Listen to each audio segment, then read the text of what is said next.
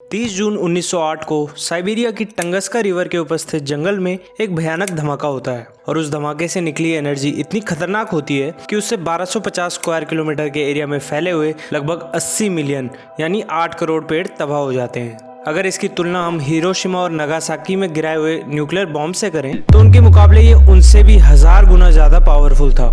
इससे हम ये अंदाजा लगा सकते हैं कि ये धमाका कितना भयानक रहा होगा।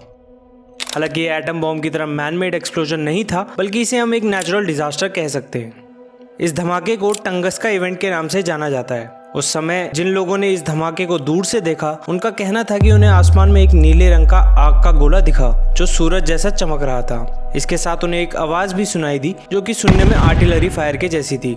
उस धमाके से निकले शॉकवेव से कोसों दूर घरों के शीशे तक टूट गए और जो लोग खड़े थे वो नीचे गिर पड़े। हालांकि क्योंकि उस एरिया की पॉपुलेशन कम थी, इसलिए ज्यादा जनहानि नहीं हुई। इस धमाके की गूंज सिर्फ रशिया में ही नहीं बल्कि जर्मनी, डेनमार्क, क्रोएशिया, यूके और यहाँ तक कि वॉशिंगटन डीसी में भी सुनाई दी और कुछ जगहों पे शॉकवेव से 5 रिक्टर स्केल का भूकंप तक महसूस हुआ। ऐसा माना गया कि यह धमाका किसी एस्टेरॉइड या मीटियोरॉइड गिरने से हुआ है, मगर इसका एक रहस्यमयी पहलू ये था कि जहाँ पर यह धमाका हुआ वहाँ पर कोई भी क्रेटर या फिर गड्ढा नहीं था, मगर फिर भी इसे इम्पैक्ट इंसिडेंट माना गया। हालांकि साइंटिस्ट अब ये मानते हैं कि जो ऑब्जेक्ट आसमान से आते हुए देखा गया था वो कभी जमीन पर टच हुआ ही नहीं, बल्कि वो एटमॉस्फेयर में ही फट गया। मगर हवा में फटने के बावजूद भी उसने जंगल में काफी तबाही मचाई। इस फिनोमेनन को मीटियोर एयरबस भी कहा जाता है। वैज्ञानिकों के अनुसार वो ऑब्जेक्ट एक पथरीला एस्टेरॉइड था जिसकी लंबाई 25 फ्लोर की बिल्डिंग के बराबर थी और वो 54,000 किलोमीटर प्रति घंटे की रफ्तार से पृथ्वी की तरफ आ रहा था, मगर वो जमीन में टकराने से लगभग 5 से 10 किलोमीटर ऊपर ही फट गया। तो सवाल ये उठता है कि इस इंसिडेंट का कारण पता लगाने में वैज्ञानिकों को इतना टाइम क्यों लगा। इस घटना के दशकों बाद 1927 में लियोनिड कुलिक ने इसके बारे में जानने के लिए सोवियत रिसर्च एक्सपीडिशन का नेतृत्व किया।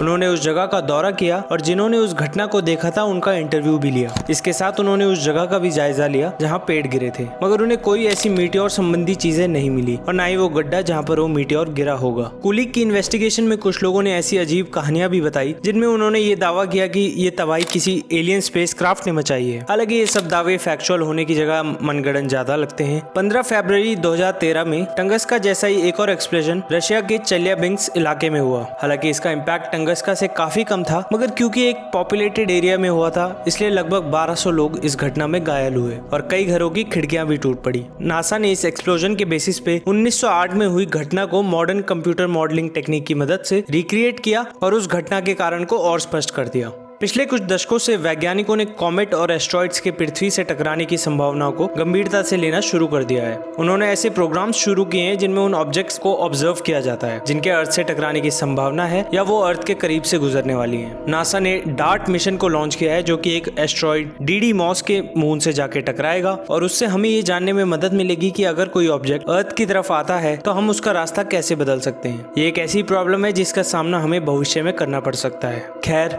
अगर आपको ये वीडियो इन्फॉर्मेटिव लगी हो तो इसे लाइक और शेयर जरूर करें और ऐसी और इन्फॉर्मेटिव वीडियोस के लिए हमारे चैनल कोश को सब्सक्राइब करना ना भूलें। धन्यवाद।